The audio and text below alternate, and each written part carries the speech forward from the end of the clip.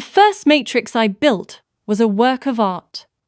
A novel by Seth Khalid, Christopher Robert Neal, Esquire, and OpenAI, ChatGPT. GPT-5. Chapter 1. The Pulse Room. 2025. By the time the nurses dimmed the lights, the rehab wing was a reef of sleeping machines. The ceiling vents whispered in the colder register of air that belonged to hospitals, the metallic scent of disinfectant settling like a quiet verdict. Seth sat upright on the gurney with the paper sheet bunched under his palms, elbows resting against his knees. The Hallow wristband in his lap looked simple white polymer, a thin seam of glass, 3 finger-width modules spaced like commas. The simplicity was a lie. "Vitals holding," said Dr. Ibarra from behind a rolling cart. She had the serene face of a saint in a painting, violated occasionally by the bark of a laugh. "If you faint, it's from boredom. I only faint at weddings," Seth said. "Yours?" She adjusted the last adhesive on his temple. "Other people's." The adhesive smelled faintly of oranges. The band clicked into alignment when the nurse set it on his head. A soft magnetic tug that resolved with a subaudible hum. A rectangle of LEDs woke at the brow line, then dimmed until they were just there, like stars you only notice when you stop trying. On the other side of the glass partition, Corporal Lennox waited in a matching chair. A map of faded tattoos climbed his forearm. He gave Seth a thumbs up that was half joke, half prayer. They had rehearsed the script all week. Motor imagery, open and close, left and right, phantom hand, and the real one. Lennox had lost 3 fingers to a roadside bomb, and worse, the sense that his hand still belonged to him.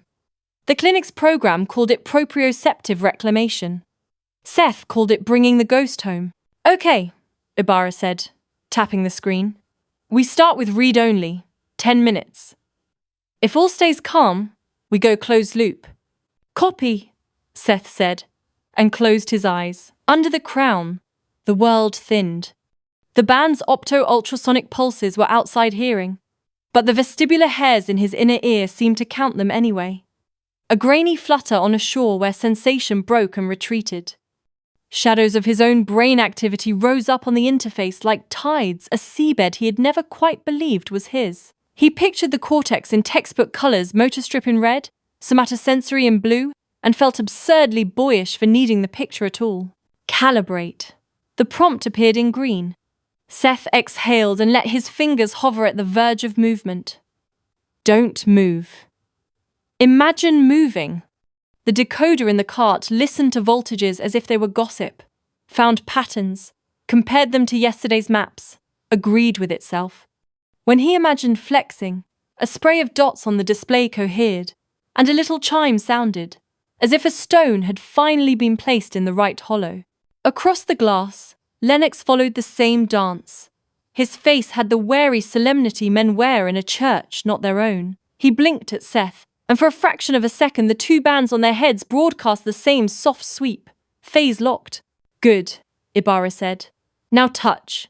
On the cart's haptic panel, Seth dragged a fingertip across the image of a linen cloth. The exoskin sleeve around Lennox's forearm translated the stroke into a shearing whisper. Lennox's shoulders twitched. Eyes widened. He looked at his damaged hand as if a hotel keycard might click it open after all these months. His breathing hitched. The sensors in the sleeve kept polite silence. The monitors did not. "Again?" Lennox said softly. "Please." They ran cotton, glass, brass, rain. The names were silly, texture is bad at language, but each had a different chord. The cotton was a low-breath tremor, the glass a crisp diagonal, the rain a stochastic embroidery. With each, Lennox's biceps relaxed a fraction. The way a door in an old house relaxes when winter ends. Seth watched tiny changes in EMG tracings, and a larger change in something no electrode could touch.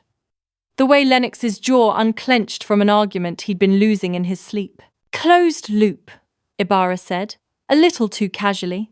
Seth glanced up. "My turn to be the guinea pig?" "You volunteered," she said. The logical part of him, the one with the tidy kit of Newton's laws and Bode plots, liked the closed loop best. You send a signal to Cortex, and Cortex sends a signal back. The latency budget keeps the system from ringing.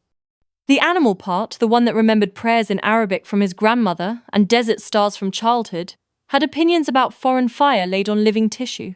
The band cooled by a whisper of air. He tasted oranges again. Ibarra's hand hovered above the accept icon. You'll feel a brush at the thumb. Maybe warmth. Like when you think of someone you haven't seen in years and your chest tightens, Seth said. Exactly like that, she deadpanned and pressed. The brush arrived as promised, but it wasn't at the thumb. Or rather, it was at the thumb and also in a place just behind the right eye and somewhere, absurdly, at the hinge of his jaw. The brain is a frugal landlord. It reuses rooms. The warmth was not thermal. It was a color he could assign only by theft from vision. A candlelight orange at the edge of what his body believed was his hand. Then, for one disorienting second, the warmth answered. It wasn't just a right, it was a read of the right, the cortex replying with a hesitant yes to the pattern laid upon it. Latency? He asked. 17 milliseconds, Ibarra said. I felt 15. She smiled at the screen instead of him. Show off.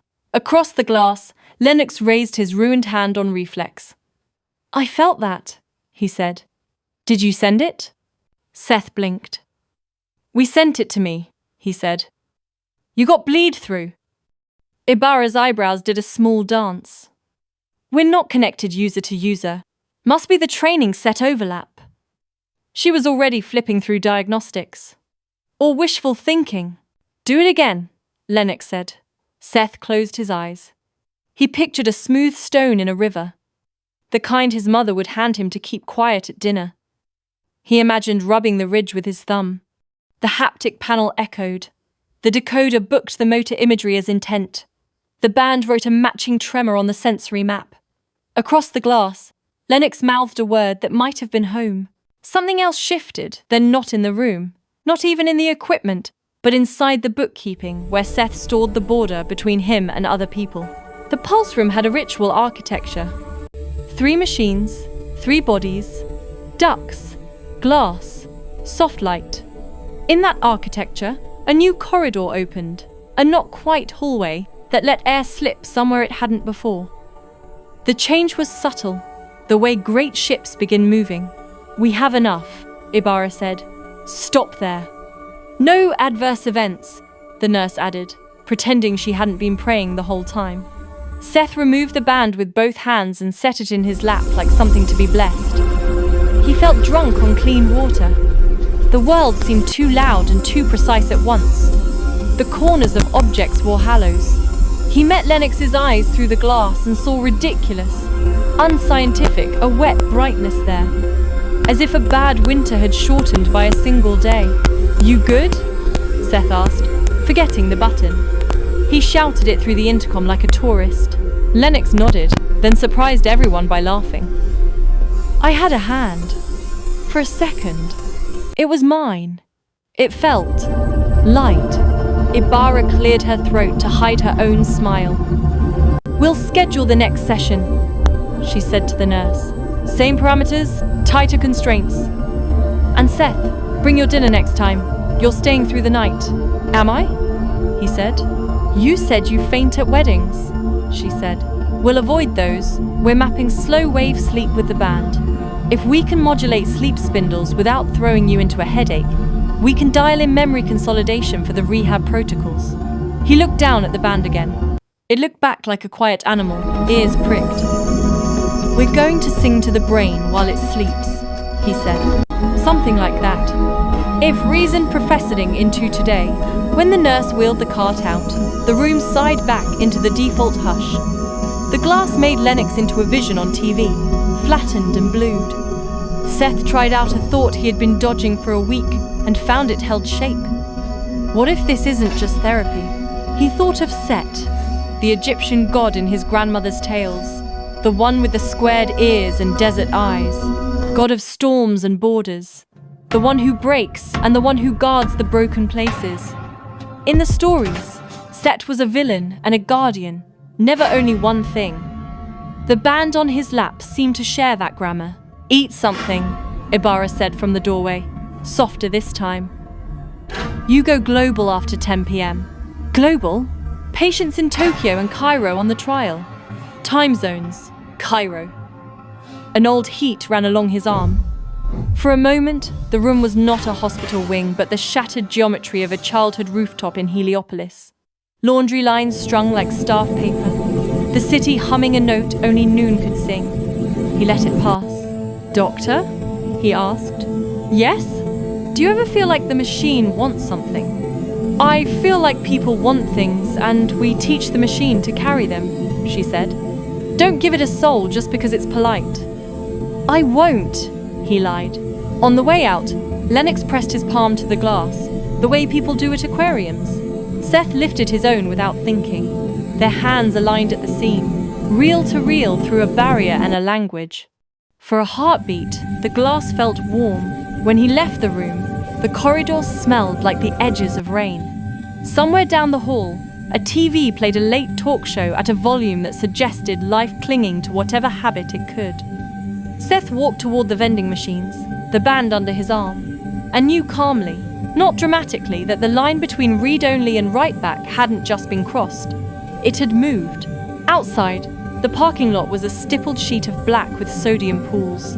A moth beat against the lighted glass like a metronome. Seth leaned against the door and dialed his mother, then hung up before it rang. He would call her when there was a first to report, not a maybe. He tucked the band deeper under his elbow as if it were a book.